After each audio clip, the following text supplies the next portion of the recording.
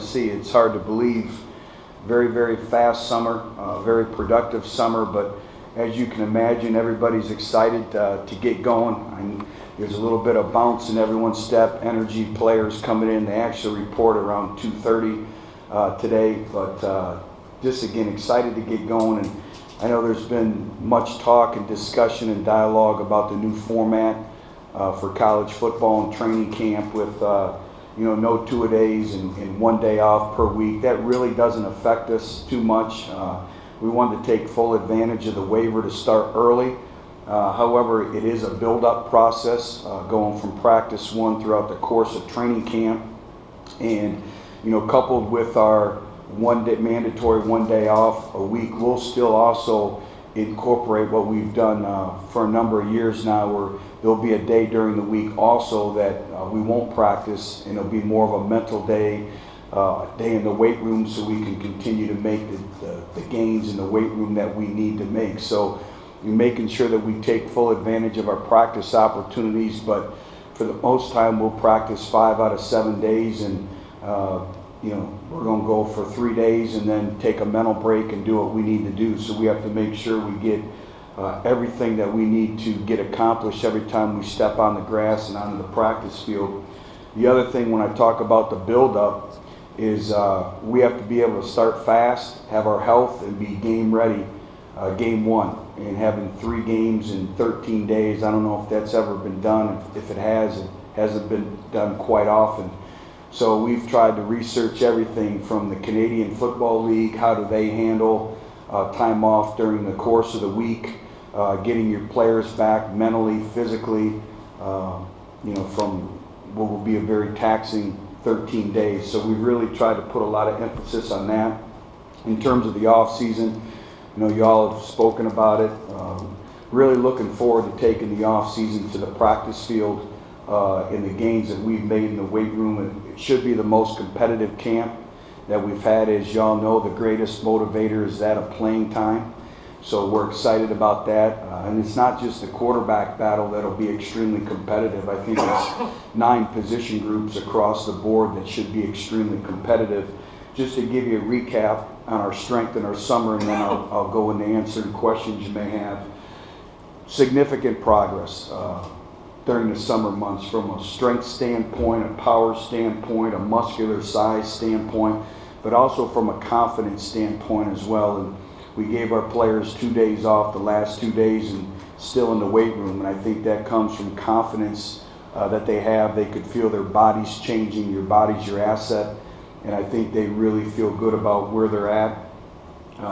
We have 21 players on our team that can power clean 300 plus pounds, which we've never had that before.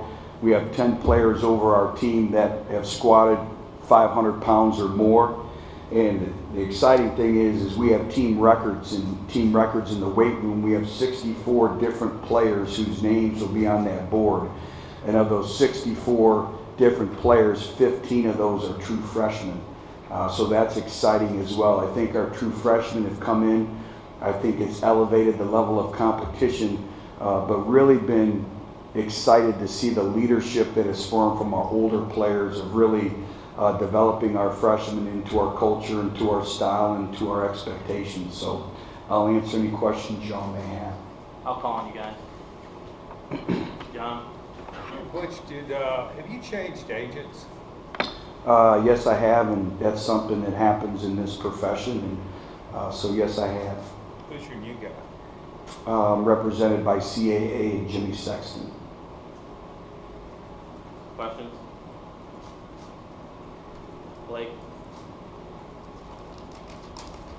Coach, some of the new assistants like Hope, Canales, Wells have really done great on the recruiting trail. Is that something you were specifically looking for in naming those guys, or was that just added bonus?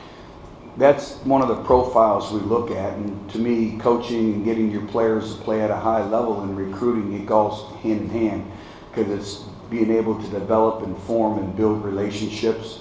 And obviously those individuals are great people of character, they're people oriented, so that has really helped, and I think you see that in the recruiting right now. But also in our players and their overall demeanor and the ability to want more. But at the end of the day, it's all about relationships. Rhiannon in the back, and then Vince. Hey, Butch, when we were talking to coordinators, Bob Shrew specifically said that a key this year would be developing more depth. What are you guys going to be doing differently that you hadn't done in previous seasons to accomplish that? Well, first of all, it starts in recruiting. Is, the way you first of all develop depth is in the recruitment process, and having another year to bring more players in at certain positions. And it's like managing a business. You're going to bring in X amount of players at every position every year, and you're always looking for that competitive depth. So I think it starts in the recruiting process and over time, and then the development of your players. And you can't really underestimate sometimes the value of being able to redshirt an individual. You look at Darryl Taylor and what we were able to do. You look at Kendall Vickers now being a fifth-year senior and having the ability to redshirt him when he came in here as a true freshman.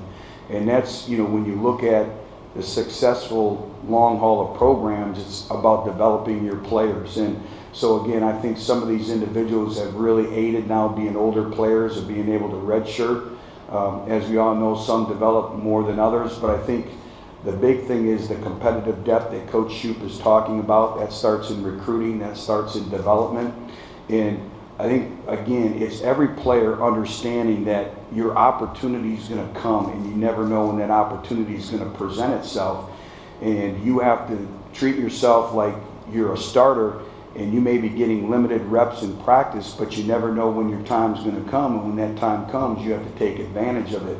And that'll, be the constant theme throughout the course of training camp, but also through the season. You may be playing very limited snaps, game 1, game 2, game 3, and then all of a sudden game 4, you're thrust into a starting position. And where's your mindset? Were you preparing as though you were a starter? And I think sometimes that's based off of maturity of a football team as well. Coach, hopefully you can give some examples here in the middle. Hopefully you can give some examples. In what areas have you evolved or improved as a head coach in your time at Tennessee? Well, I think you have to improve in all areas, not just one area. And as much as when the season goes and you step back and you evaluate your program and where it's at, it starts first and foremost with myself as the caretaker of Tennessee football. I think, for us, constantly evolving in terms of development of your players, developing in all aspects, not just on the football field. I think the ability to relate. As we all know, we're getting older, but the people that we deal with never get older. They stay the same age. They're 17 and 22 years old.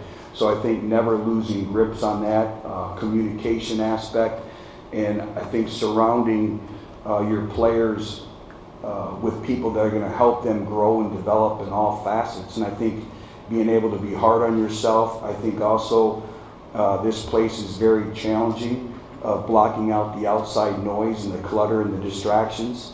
And I know what we're building here. I know what we've built here, and not let anyone take you, of course, of that. And I think not only for me personally, but for the program in general, from the coaching staff to the players. So I think just, the overall thing is constantly evolving and evaluating yourself and how could we do things different. I evaluate myself after every day. When I lay down at night, I keep a journal. Okay, if I had the day to do all over again, what would we do all over again? What could we do better? And then you have to get up and you have to apply it to the next day. We'll go Brent, Patrick Brown, Mike Griffith. What's translating summer into fall? You mentioned starting fast. Two things. One, injury-wise, anything of note? Yeah. And two, how much do you anticipate the passing game being in a better rhythm early because of some of your summer work? Yeah, we've put a lot of effort, obviously, into the passing game, and each team is different. The dynamics are different, the makeup's different. That's why it's Team 121. And we're going to have to play an inordinate amount of youngsters, especially on the perimeter, in terms of the wide receiver position, possibly at tight end. We all know about the running back situation. And we have some individuals competing every single day in the back end of our defense. We got to find out about our linebackers. So there's a lot that goes into it. And we thought, met with our older players and really talked about the dynamics of improvement over the summer, what we needed to do, what we needed to accomplish, and then trust their maturity in your program to be able to do the 7-on-7 drills and all that. And obviously coaches can't be present for that. So it'll be the first time that tomorrow that I'm able to see our rhythm and our timing and our spacing of our throw game. So again, when I said I'm excited to take the off season to the practice field, that's one of the elements that I'm looking forward to is seeing how far we progressed with those small details in the throw game. Brent, in terms of injuries, there's 4 individuals I want to talk about. Chance Hall right now is getting his second opinion on his knee, so he'll be limited. I'll know probably a little bit more on his situation at the end of the weekend. And then Daniel Batuli and Darren Kirkland starting off will be very, very limited. So that's going to be an opportunity for individuals at the linebacker position to really get quality reps early in camp. Then we all know, we've talked a lot about Shy Tuttle. The encouraging thing is Shy will be available for individual drills and some different things, bag drills and movement drills.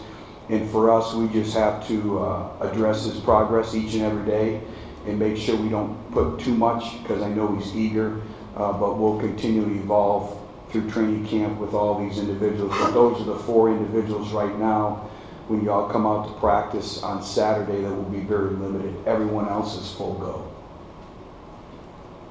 But you kind of touched on the freshmen and what some of them have done in the summer, and you kind of just mentioned where they might be needed. As what they've shown so far since arriving on campus, has it surprised you and the coaching staff at all? And I guess what's a reasonable expectation for how many of them can make have a role? Right.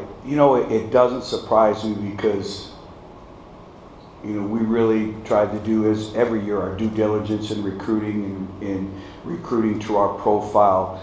But I think what has happened is a lot of the older players have been invested in their recruitment to come to Tennessee. And a lot of these relationships weren't just one-year relationships on official visits, unofficial visits. It was a period of time, sometimes 2 and 3 years. So I think them coming in here, they respect the success that our older players have had, and they've sat back and kind of let them lead them. But also I see leadership within the ranks. We do a profile of every individual. We have a group in town that comes in and does an assessment of their profile and their makeup.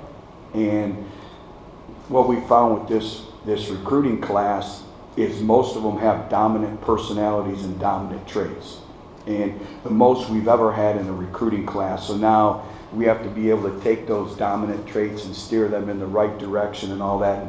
In the makeup, it's something that Coach Summit used to do with her basketball teams, and when we had spoken, she talked about that was one of the areas that she thought really helped them win. And I took that from her, one of our many conversations, and again, we're very fortunate to have a company in town that is able to provide that with us, and it's helped us. Mike, Rob Lewis, Patrick Murray. A couple questions, Coach. One, just on the follow-up at who will start out number 1 in Mike with Darren Kirkland Jr. And then 2, I want to ask you about the offensive personality and some of the things that you're doing off of what Josh Dobbs said when he got to the Steelers, and he said how similar the Tennessee offense was to a pro offense. Can you talk about those similarities? Yeah, we pride ourselves in having a pro-style system in terms of terminology, systems, schemes, all that. And every football program has their own vernacular. It's like learning a brand new language, but the concepts, the reads, the progressions, a lot of times that does not change. So we pride ourselves in having an NFL-ready system.